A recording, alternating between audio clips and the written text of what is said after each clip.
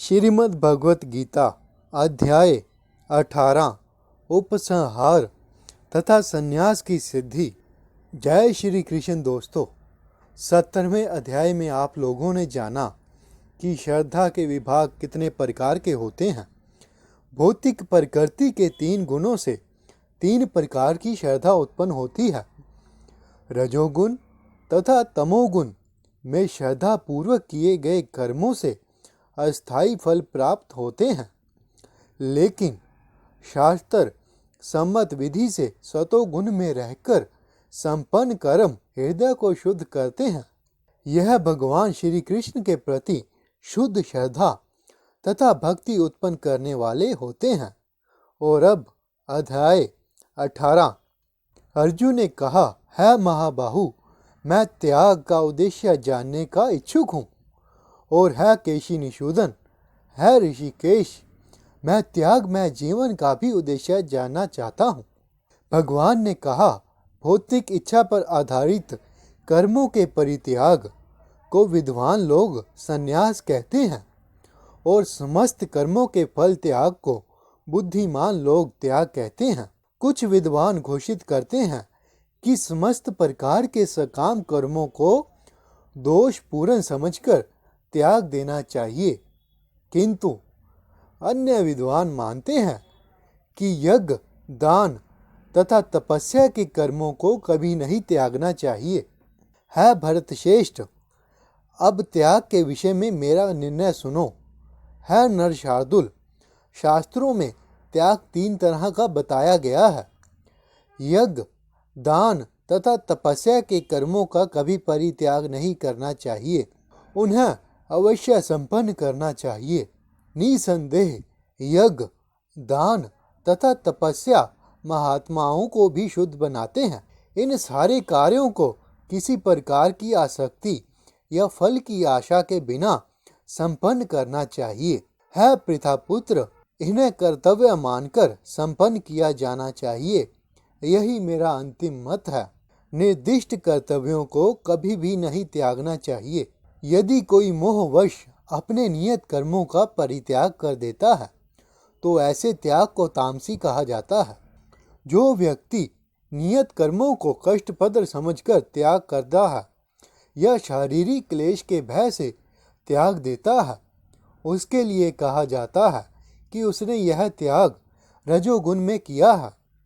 ऐसा करने से कभी त्याग का उच्च फल प्राप्त नहीं होता। है अर्जुन, जब मनुष्य नियत कर्मों को करनीय मानकर करता है और समस्त भौतिक संगति तथा फल की आसक्ति को त्याग देता है तो उसका त्याग सात्विक कहलाता है। सतोगुण में स्थित बुद्धिमान त्यागी, जो ना तो अशुभ कार्य से घृणा करता है और ना शुभ कर्म में लिप्त होता है, वह कर्म के विषय में कोई संशय नहीं रखता। निसंदेह किसी भी देहधारी प्राणी के लिए समस्त कर्मों का परित्याग कर पाना असंभव है, लेकिन जो कर्म फल का परित्याग करता है वह वास्तव में त्यागी है। जो त्यागी नहीं है उसके लिए इच्छित, अनिच्छित तथा मिश्रित यह 3 प्रकार के कर्म फल मृत्यु के बाद मिलते हैं, लेकिन जो सन्यासी है उन्हें ऐसे फल का सुख तथा दुख नहीं भोगना पड़ता। है महाबाहु अर्जुन, वेदांत के अनुसार समस्त कर्मों की पूर्ति के लिए 5 कारण हैं। अब तुम इन्हें मुझसे सुनो। कर्म का स्थान, शरीर, कर्ता, विभिन्न इंद्रियां, अनेक प्रकार की चेष्टाएं तथा परमात्मा, यह 5 कर्म के कारण हैं। मनुष्य अपने शरीर, मन या वाणी से जो भी उचित या अनुचित कर्म करता है वह इन 5 कारणों के फल स्वरूप होता है। अतएव जो इन 5 कारणों को ना मानकर अपने आप को ही कर्ता मानता है वह निश्चय ही बहुत बुद्धिमान नहीं होता और वस्तुओं को सही रूप में नहीं देखता। जो मिथ्या अहंकार से प्रेरित नहीं है, जिसकी बुद्धि बंधी नहीं है, वह इस संसार में मनुष्यों को मारता हुआ भी नहीं मारता, न ही वह अपने कर्मों से बंधा होता है। ज्ञान, ज्ञेय तथा ज्ञाता, यह तीनों कर्म को प्रेरणा देने वाले कारण हैं। इंद्रियां, कर्म तथा कर्ता, यह तीन कर्म के संघटक हैं। प्रकृति के तीन गुणों के अनुसार ही ज्ञान, कर्म तथा कर्ता के तीन तीन भेद हैं। अब तुम मुझसे इन्हें सुनो। जिस ज्ञान से अनंत रूप में विभक्त सारे जीवों में एक ही अविभक्त आध्यात्मिक प्रकृति देखी जाती है, उसे ही तुम सात्विक जानो। जिस ज्ञान से कोई मनुष्य विभिन्न शरीरों में भिन्न भिन्न प्रकार का जीव देखता है, उसे तुम राजसी जानो। और वह ज्ञान जिससे मनुष्य किसी एक प्रकार के कार्यों को जो अति तुच्छ हैं सब कुछ मानकर सत्य को जाने बिना उनमें लिप्त हो रहता है, तामसी कहा जाता है। जो कर्म नियमित हैं और जो आसक्ति, राग या द्वेष से रहित कर्म फल की चाह के बिना किया जाता है, वह सात्विक कहलाता है। लेकिन जो कार्य अपनी इच्छा पूर्ति के निर्मित प्रयास पूर्वक एवं मिथ्या अहंकार के भाव से किया जाता है, वह रजोगुनी कहा जाता है। जो कर्म मोहवश शास्त्रीय आदेशों की अवहेलना करके तथा भावी बंधन की परवाह किए बिना या हिंसा अथवा अन्यों को दुख पहुंचाने के लिए किया जाता है, वह तामसी कहलाता है। जो व्यक्ति भौतिक गुणों के संसर्ग के बिना अहंकार रहित संकल्प तथा उत्साह पूर्वक अपना कर्म करता है और सफलता तथा असफलता में अविचलित रहता है, वह वास्तविक कर्ता कहलाता है। जो कर्ता कर्म तथा कर्म फल के प्रति आसक्त होकर फलों का भोग करना चाहता है तथा जो लोभी, सदैव ईर्ष्यालु, अपवित्र और सुख दुख से विचलित होने वाला है, वह राजसी कहा जाता है। जो कर्ता सदा शास्त्रों के आदेशों के विरुद्ध कार्य करता है, जो भौतिकवादी है, हठी, कपटी तथा अन्यों का अपमान करने में पटु है और तथा जो आलसी, सदैव खिन्न तथा काम करने में दीर्घसूत्री है, वह तमोगुणी कहलाता है धनंजय, वह बुद्धि सतोगुनी है, जिसके द्वारा मनुष्य यह जानता है कि क्या करनीय है और क्या करनीय नहीं है, किससे डरना चाहिए और किससे नहीं, क्या बांधने वाला है और क्या मुक्ति देने वाला है पितापुत्र।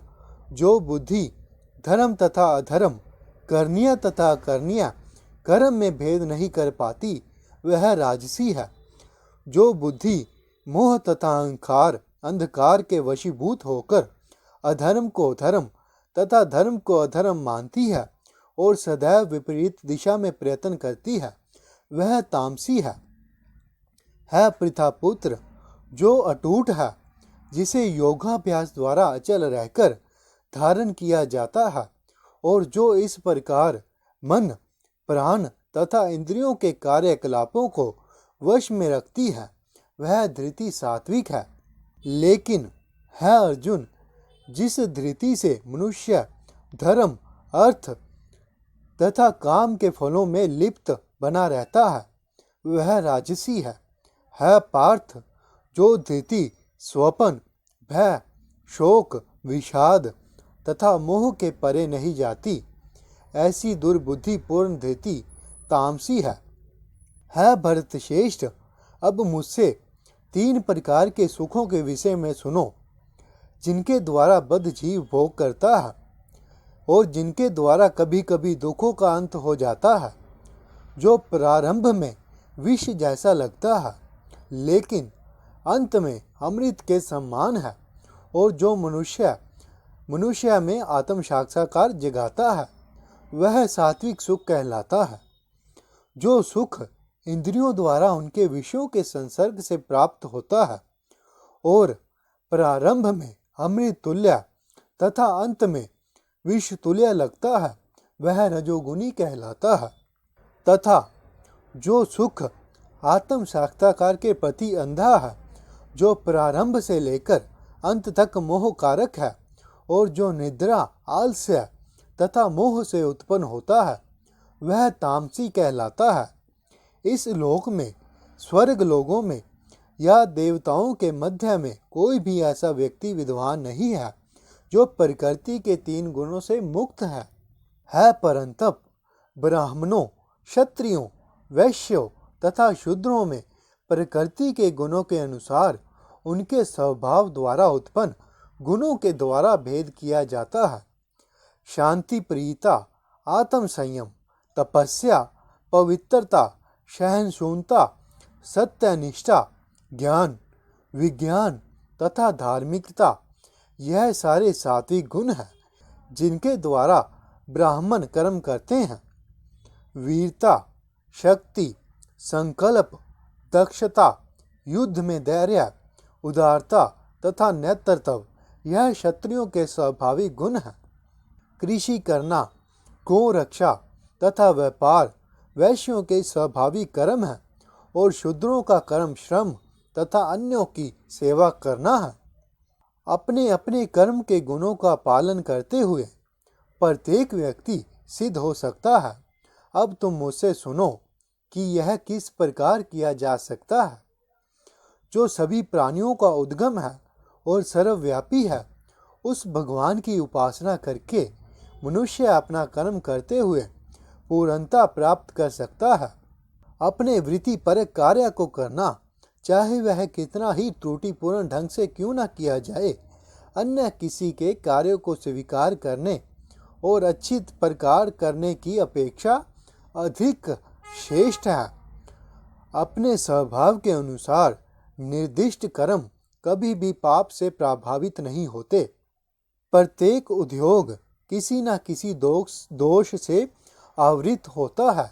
जिस प्रकार अग्नि धुएं से आवृत रहती है, अतः है कुंती पुत्र, मनुष्य को चाहिए कि स्वभाव से उत्पन्न कर्म करे, भले ही वह दोषपूर्ण क्यों न हो, कभी त्यागे नहीं। जो आत्म संयमी तथा अनासक्त है एवं जो समस्त भौतिक भोगों की परवाह नहीं करता, वह संन्यास के अभ्यास द्वारा कर्म फल से मुक्ति की सर्वोच्च सिद्धि प्राप्त करता है कुंती पुत्र। जिस तरह इस सिद्धि को प्राप्त हुआ व्यक्ति परम सिद्ध अवस्था अर्थात ब्रह्मा को, जो सर्वोच्च ज्ञान की अवस्था है, प्राप्त करता है, उसका मैं संक्षेप में तुमसे वर्णन करूंगा। उसे तुम जानो। अपनी बुद्धि से शुद्ध होकर तथा धैर्यपूर्वक मन को वश में करते हुए इंद्रिय तृप्ति के विषयों का त्याग कर राग तथा द्वेष से मुक्त होकर जो व्यक्ति एकांत स्थान में वास करता है, जो थोड़ा खाता है, जो अपने शरीर, मन तथा वाणी को वश में रखता है, जो सदैव समाधि में रहता है और पूर्णता विरक्त, मिथ्या अहंकार, मिथ्या शक्ति, मिथ्या गर्व, काम, क्रोध तथा भौतिक वस्तुओं के संग्रह से मुक्त है, जो मिथ्या स्वामित्व की भावना से रहित तथा शांत है, वह निश्चय ही आत्म साक्षात्कार के पद को प्राप्त होता है। इस प्रकार जो दिव्य पद पर स्थित है, वह तुरंत पर ब्रह्मा का अनुभव करता है और पूर्णता प्रसन्न हो जाता है। वह ना तो कभी शोक करता है, ना किसी वस्तु की कामना करता है। वह प्रत्येक जीव पर समभाव रखता है। उस अवस्था में वह मेरी शुद्ध भक्ति को प्राप्त करता है। केवल भक्ति से मुझ भगवान को यथा रूप में जाना जा सकता है। जब मनुष्य ऐसी भक्ति में से मेरे पूर्ण भावनामृत में होता है, तो वह वैकुंठ जगत में प्रवेश कर सकता है। मेरा शुद्ध भक्त मेरे संरक्षण में समस्त प्रकार के कार्यों में संलग्न रहकर भी मेरी कृपा से नित्य तथा अविनाशी धाम को प्राप्त होता है। सारे कार्यों के लिए मुझ पर निर्भर रहो और मेरे संरक्षण में सदा कर्म करो। ऐसी भक्ति में मेरे प्रति पूर्णता संचेत रहो। यदि तुम मुझसे भावना भावित होगे तो मेरी कृपा से तुम बद्ध जीवन के सारे अवरोधों को लांघ जाओगे। लेकिन यदि तुम मिथ्या अहंकार वश ऐसी चेतना में कर्म नहीं करोगे और मेरी बात नहीं सुनोगे तो तुम वनिष्ठ हो जाओगे। यदि तुम मेरे निर्देश अनुसार कर्म नहीं करते और युद्ध में प्रवृत्त नहीं होते तो तुम कुमार्ग पर जाओगे। तुम्हें अपने स्वभाववश युद्ध में लड़ना पड़ेगा। इस समय तुम मोहवश मेरे निर्देश अनुसार कर्म करने से मना कर रहे हो। लेकिन है कुंती पुत्र, तुम अपने ही स्वभाव से उत्पन्न कर्म द्वारा बांध्या होकर वही सब करोगे। है अर्जुन, परमेश्वर प्रत्येक जीव के हृदय में स्थित है और भौतिक शक्ति से निर्मित यंत्र में सवार की भांति बैठे समस्त जीवों को अपनी माया से घुमा रहे हैं। है भारत, सब प्रकार से उसी की शरण में जाओ। उसकी कृपा से तुम परम शांति को तथा परम नित्य धाम को प्राप्त करोगे। इस प्रकार मैंने गुहंतर ज्ञान बतला दिया। इस पर पूरी तरह से मनन करो और तब जो चाहे सो करो, क्योंकि तुम मेरे अत्यंत प्रिय मित्र हो। अतएव मैं तुम्हें अपना परम आदेश, जो सर्वाधिक गूढ़ ज्ञान है, बता रहा हूँ। इसे अपने हित के लिए सुनो। सदैव मेरा चिंतन करो, मेरे भक्त बनो, मेरी पूजा करो और मुझे नमस्कार करो। इस प्रकार तुम निश्चित रूप से मेरे पास आओगे। मैं तुम्हें वचन देता हूँ, क्योंकि तुम मेरे परम प्रिय मित्र हो। समस्त प्रकार के धर्मों का परित्याग करो और मेरी शरण में आओ। मैं समस्त पापों से तुम्हारा उद्धार कर दूंगा। डरो मत। यह गूढ़ ज्ञान उनको कभी भी ना बताया जाए जो ना तो संयमी है, ना एक निष्ठ, ना भक्ति में रत है, ना ही उसे जो मुझसे द्वेष करता हो।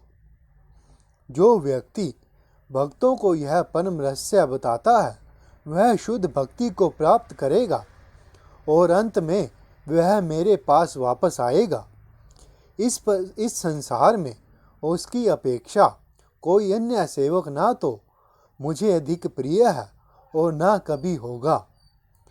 और मैं घोषित करता हूँ कि जो हमारे इस पवित्र संवाद का अध्ययन करता है वह अपनी बुद्धि से मेरी पूजा करता है, और जो श्रद्धा समेत और द्वेष रहित होकर इसे सुनता है वह सारे पापों से मुक्त हो जाता है और उन शुभ लोकों को प्राप्त होता है जहाँ पुण्य आत्माएं निवास करती हैं। है पृथापुत्र, है धनंजय, क्या तुमने इसे एकाग्रचित होकर सुना और क्या अब तुम्हारा ज्ञान तथा मोह दूर हो गया है? अर्जुन ने कहा, है कृष्ण, है अचूक, अब मेरा मोह दूर हो गया है। आपके अनुग्रह से मुझे मेरी स्मरण शक्ति वापस मिल गई।